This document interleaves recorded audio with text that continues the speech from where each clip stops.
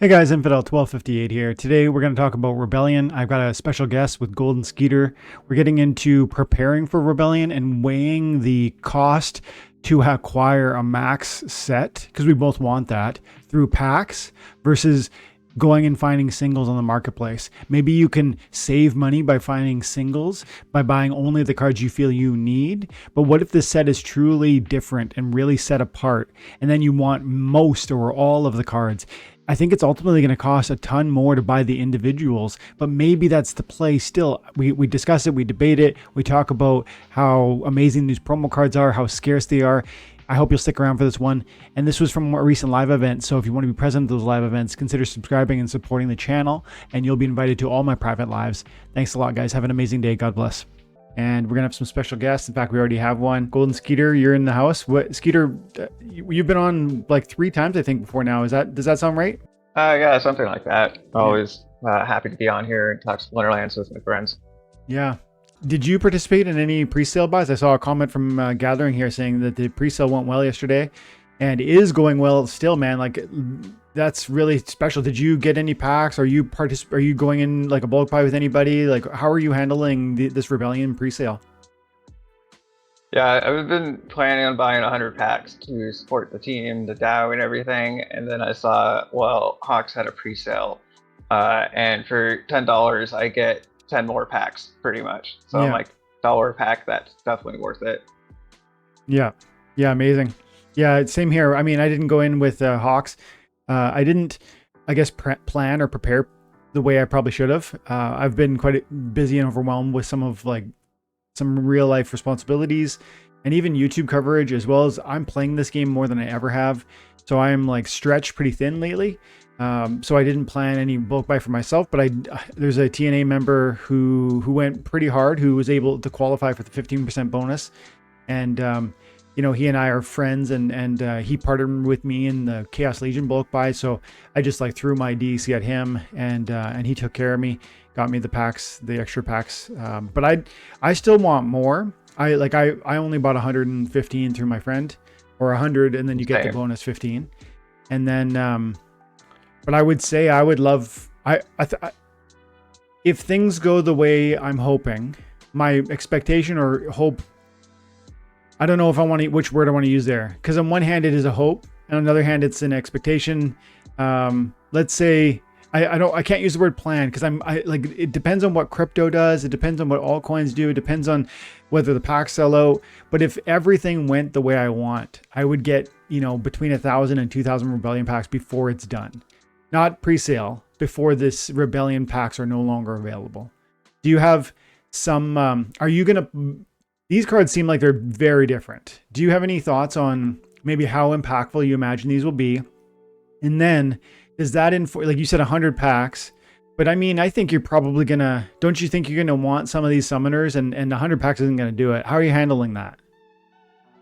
Oh, definitely. I'm even considering scraping up some change and maybe find some discounts for Christmas shopping already, so I get some of that stuff out of the way. But I want to maybe get like another 135 packs or whatever, so I get that 250 mark for the guaranteed gold foil. For all these promos seem very valuable. Like, Yes. Hawks are, after Sound was doing the math on the scarcity of these cards, of like that Mantaroth guy, and he's going to be like half or a fourth of the circulation of Dr. Blight. Yeah. Dr. Blight was like selling for $250 a DCX regular foil at one point. So I don't know what this guy could go up to, but right now, even at today's prices, like the Mantaroth guy should be at least $50 a DCX in regular foil, at least in the beginning. And then you throw on those other the rare dude, the no attacked guy, Yep. Grim Barden. Yep, Grim Barden and Smith. I think that guy's going to be at least $2 each, maybe $3 each, because I think he's even more powerful than the other one. Because of the use case and having a neutral tank, and everyone needs a tank for 6 mana over 11. Yeah. Like, I wish we had more than 99 mana roll sets, but I'm definitely going to need more of these packs too. Eventually I'll probably buy 5, 6, 7, 800 packs over the lifespan of the game, or while it's in circulation, but I'm also probably going to lean really hard into singles. Yes. in a few months, because going for the gold foils, and it's hard to get a lot of gold foils from packs. Yeah. Yeah. So you even want to go to that next level of getting the gold foils. That's, you know what I was blown away by as I listened to Matt talk about how many packs you would need, and I don't have the numbers in front of me, but he said how many packs you would need if you want to get a max, Oh yeah, you know, regular foil. Forget about, and he was like, commons you need this many, you know, rares you need that, and he was like, gold foils you need like 10,000 packs or something crazy. Do you remember how yeah, yeah. many? He What did said he say? How many was it? Do you remember? if you want a full collection of regular foil, it'd be like maybe like 3,000 packs or something, 3,500. And then if you want gold foil commons, that's like 4 to 5,000 packs. And if you want gold foil rares, it's like another 6 or something. And then epics was like 8,000. And then gold, if you want a full set of gold foil legendaries, it was 10,000 packs or more. Yeah, that's wild. Hey, just absolutely wild. And yeah, I'm not gonna be able to buy 10,000 packs, so I'm gonna have to get some singles. That's right. And the thing, but there's a tension here I want to touch on with you, Skeeter. But I'm going to quickly ask a question, but then I do want to touch in the chat. So let me ask a question, and then I'll check chat, give you some time to think. Okay, so we're talking about how many packs you need to get these max level sets, and you expressed an interest in getting the gold foils, and I want those too. But even for the perspective of like the rarity and the scarcity, because like Mantaroth, as you pointed out with Dr. Blight, and this one's even more rare, and that one Dr. Blight was so expensive, especially at launch. So there's this. I think there's a tension between how expensive these cards are going to be individually. And granted, when you buy 100 packs, you're by no means guaranteed that you're going to get some of these gold foil legendaries or whatever. But I'm saying you almost certainly don't buy those. I'm starting to feel like maybe we won't be able to afford some of those cards if you aren't lucky enough to even get them in the pack. Do you know what I mean? There's a tension there because you know, if you buy 100 packs, you're just not going to get all the cards you want. And if you buy singles, you're going to pay a premium for every individual card, especially some of the cards, maybe like Mantaroth, as you pointed out. I would love to hear your thoughts on that. But yeah, let me just say hello to some people in the chat. Clevin S, Farp, just here to hang out. Nice. And I wanted to tell you guys that I'm hanging out with Golden Skeeter. I think Gathering might pop on for a bit, and also Walking Keys later on. So a couple special guests today. Just in and out, informal chat. Wanted to go live. Had time this morning after one of my meetings canceled early. Ike, good to see you. Paul, thanks for popping by. Mitch, appreciate you. Jamie, good to see you, bud. What's Jamie saying here? I think I'm going to buy 500 packs. I have the DEC and vouchers queued up. Just deliberating a bit before pulling the trigger. Rationale. 1 year from now, I will have bought 500 packs anyway. So why not simply do it and get the promos? I fully agree with this sentiment. For me, the impediment is not the desire, or even some people might be like nervous about. I've heard people, some big names. And I think Aftersound, I think Tails, I think, you know, some other people that really cover this have expressed no way, I'm not buying this right now because, and I've heard Aftersound kind of flip flop. Maybe he might be changing his mind on that. But, you know, you hear people say like, I don't know, like, let's see how this goes. None of that is for me. Like, I'm so convinced this is amazing, game changing. I need it. But the question is not, it's about resources and I don't have them. So I got to figure that out. Gathering says, things will be slow now until the last couple of days. I think people can look at the leaderboards and see what they need to buy and snipe a title. Yeah, it's interesting that they like reintroduced the ability to snipe titles, because remember they made it so like the front end purchases were more important last time with I forget what that was, but I thought that was going to be a reoccurring thing. Maybe they like the tension of that finish line push. It's kind of fun. I do like the idea of right at the end, somebody could come in with 20,000 packs or 15, and there could be fireworks at the end of the 30-day window. And so that'll be fun. Butters, good to see you. And Richard, I see you out there too. There's some more comments, but Skeeter, what do you think about that? Because the cards essentially, like I know you say you want singles, you don't want to buy them 10,000 packs, you can't. But you also have this, you're saying you want to have, you feel you need to have some of these cards. How are you going to navigate that? Because they're going to be way more expensive, aren't they? And is it worth it then to try and find the money to go into the packs, to try and lottery ticket almost your way into some of these big ones that could maybe be sold and then allow you to unlock some of the, you know, the singles that you want? Yeah, so just with all these promos, buying like 100 packs VR, we're gonna probably gonna get like at least $80 in promos back. So it's like a 20% discount, and if you got DEC earlier, it's another 20% discount. But I've realized that I said I was going to get gold foil Dr. Blight, but then the market went totally dry, and then the price doubled. So now I'm like, maybe I'll just get a regular foil Dr. Blight, like level 3 probably, maybe level 4, and then just rent the gold foil just for the phrase. And if I just rent them for the phrase, that's like $25 in a year compared to spending like $800 for a gold foil blight. So I think I'll just be happy with a regular foil blight. Hmm. And then like with this Mantaroth guy, probably not going to get him in gold foil. I'll probably just try to get him regular foil to level 3 or something, then rent him for the brawls and gold foil when he's needed. You got to find that balance between hope and expectation, and then on the other side, realistic, like the opportunities and the cost, because it's not just an opportunity in terms of how often you'll be able to win when you get these amazing cards, but there's the other side of the opportunity. You get tied down by putting your financial resources, which are limited, into this asset, whether it's Dr. Blight or Mantaroth or Rebellion. Those are opportunity costs that are going to limit other things, like maybe preparation for land, etc. And so you really, nobody has infinite resources, and I'm feeling right now more than ever, and this is partly because of the bear market, but I'm feeling right now more than ever the reality of the fact that there is no way to have everything in this.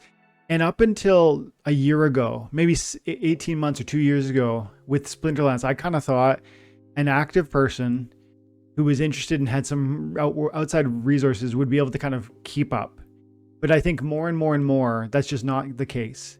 And so, land is going to be its own game. Eventually Soul Keep's going to be out, and there's going to be a growth of different opportunities. But there's also a growth of opportunities and angles within this game, just Splinterlands. And I just don't think anymore that you can, without like $10,000 a year new cards, just stay on top of this. And I don't, there will be some that'll do that. But for me, I'm going to always be the kind of frugal guy who I'm going to sell my kitty like I did, and I'm going to reallocate the resources. I'm going to sell, my Lux Vega and reallocate those resources. I'm going to choose between 500,000 DEC goes into Rebellion right now, which I did, or 500,000 DEC gets set aside for land. And right now I have literally 40,000 DEC. I need to find more. I'm going to sell something. I don't know what, but I'm always kind of scratching and clawing to adequately, within my limits, cover what I need to do. And I just can't have it all. I think that's true for all of us. Yeah, I think it makes sense to reallocate resources and like sell untamed cards when they're about to rotate out. I feel like I kind of missed the boat on that, so I'm just gonna hold on to my like dozen or so untamed cards, and maybe next time when there's a new cycling, before the big announcement of when things are going to rotate out, I'm gonna try to sell them like 3 to 6 months before that. Mm-hmm. Maybe just a couple months before that, even like pretty much 6 months before rotation. Mm-hmm. And I think I could better recycle the value that way. But I don't really want to sell Vigilator max level for like $50 now. And I pay like $550 for it. So I'm like, I'm just gonna keep it. It's one of my favorite cards. Building up that wild team still to have that super double strike melee buff with like the brownie inspire and just go full inspires and just max out that way. Like I think it's still gonna be fun to have some wild cards. Yeah. I don't know. I see the value in keeping the old cards from like Magic the Gathering, where like as Gathering to Magic said, talking about Revised, I didn't really play back then.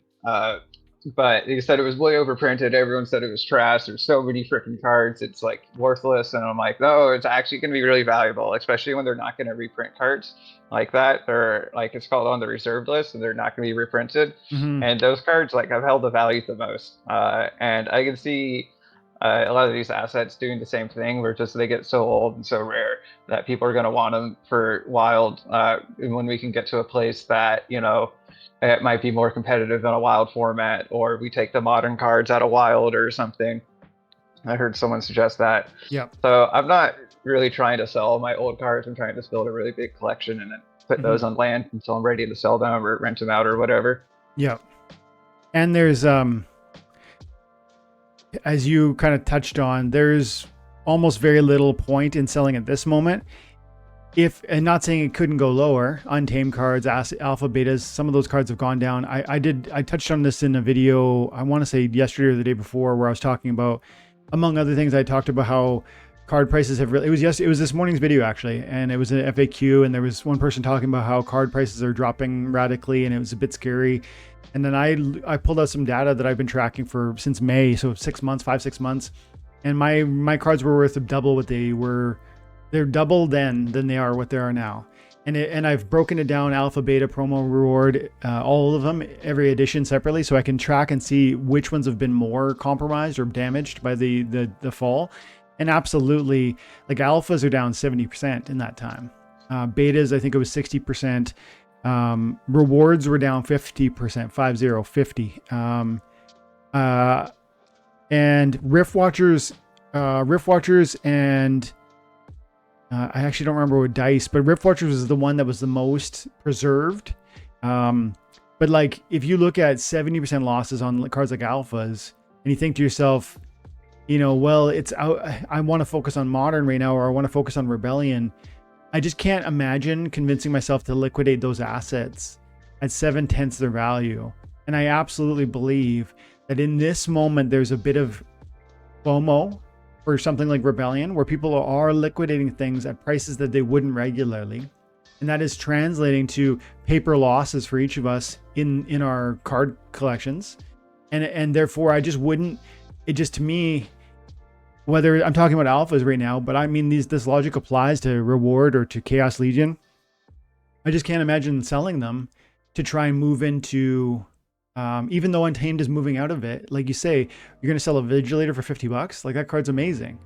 And it just, you probably sell it and you never get it back. And you can, there'll be times where you'll enter a tournament and that's going to be really helpful. Or there'll be a time where you'll participate in a certain guild brawl and that'll be helpful. Maybe one day, you know, in 4 years time, even Rebellion is in the wild, and suddenly you've got a really diverse wild deck, and now you're such an OG that, like, in that, maybe that league makes more sense. And so for what they've become in the last 6 months with some of these cards, pricing is dropping. I just can't see liquidating at this point. But yeah, I get it. I also get people doing it because they see Rebellion is going to be game changing. So it's a tightrope walk. Look at these sales. These are Rebellion pack sales. YGG pulled out 12,000. They're so far off ahead, but I feel confident they're going to be like, I don't think this is going to hold for number one. Maybe I'm wrong.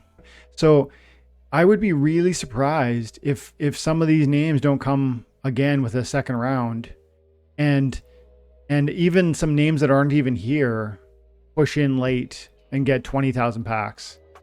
I don't know. What do you think? Yeah, I think people in the top 20 could just start orchestrating bulk buys, and maybe some of the people in the top 20 just or top 50 even, you get like 10 of those people to combine, and then they're like, oh, you know, we're gonna fish our way up there. You know, if we get 10 of the people that bought 3,000 packs or whatever. Yeah. And they could definitely take the top spot if enough people are able to combine to take down the number ones. If all sell, like all the Rebellion pre-sale, if all sell less than 500 max copies of each, if only 300 sell less than 300 each, is that the legendary he's referring to with the promo legendary? I think it is. 500 max the next copies. Line says that's legendary. Okay. Only 50 max gold foil legendaries if all sell. 50 max. Isn't that crazy? Like 50 players could have a max gold foil legendary of that promo card if all sell. That's wild. Yeah, that's gonna be a scarce card. That's really cool. And it looks like there's like 50 people who bought 2,500 packs, which means they wanted one DCX of that gold foil legendary, which means there's at least 50 people probably trying to max that out. Wow, that's a good call. And then go ahead. And then smaller guys like me buying 100 packs trying to max it out too, and I'm like, yeah, I'm probably not going to look and compete. Wow.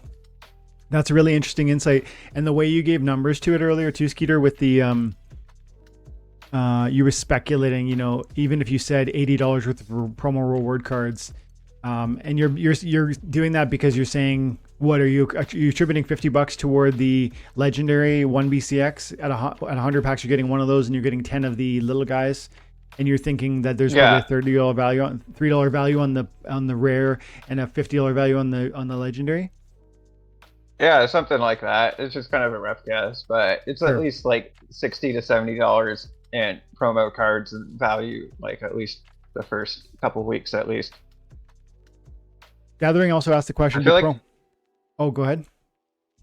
I feel like they made this pre-sale pretty juicy with the extra promo card for the rares to really help give the smaller people more incentive to just buy 10 or 20 packs instead of like, oh, you have to spend a lot and get 100 packs or 250 packs or whatever. It's nice that they have the smaller increments.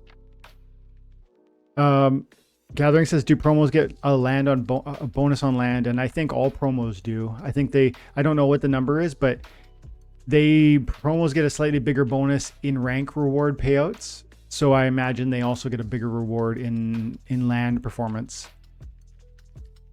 Butter says, I think so too. Go ahead. I forget the percentages, but yeah. I believe the promo got ones. It was either higher than the lower in some of them. I thought it was a little off, but they still had a bonus.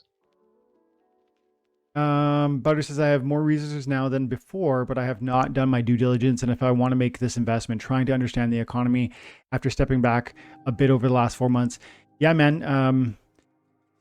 I would point you to, I mean, there's a lot of angles you could look at, but you know, Aftersound was covering yesterday on his channel, talking about how much DEC has come out of liquidity pools that are paired outside of Hive. We're talking like DEC to ETH, etc. So these are like not even in-game resources anymore. And like, I mean, millions and millions of DEC have found their way back into the game to chase after this.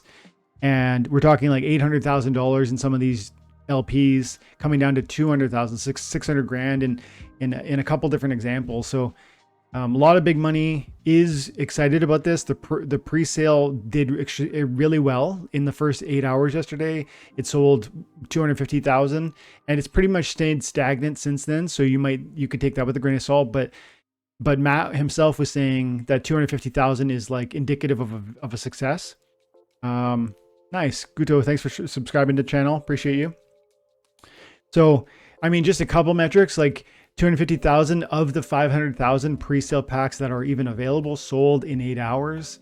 And then, yes, it slowed down, but Matt felt that 250 across 30 days was a victory. I don't know that we sell out, but I do think we push to probably 300, maybe even 400. I wouldn't be surprised if we sold out the pre-sale, but I think it's going to be a photo finish if we do. I bet we see some big people trying to snipe these top 6. This is the carrot that's in front of people right now. And it doesn't serve them to come hard like today on day 2, unless they think this is going to just sell out. But I would bet there's going to be someone in here that, like, I bet number 1 through 6 that you need to have, like, I bet YGG might win one of the summoners. If they, 15,000 is what I'm thinking is probably going to be the top 6 summoners. You need 15 to 20,000 packs, I bet, to be in this window. I could be wrong about that, but if I'm right about that, you're adding another 100,000 packs right there probably to this number. And I bet that all happens like right at the end. And there could even be somebody new just comes in sneaking from like down in here to just push secretly. But I think, that's one of the angles to look at if you're not sure. But yeah, like we talked about in the beginning, you don't need to buy these packs. You can just go ahead and pick up the cards you want if you want, because man, they're going to be game changing. These, you guys know this, but if, there's new abilities, there's new dual element summoners, which is so crazy.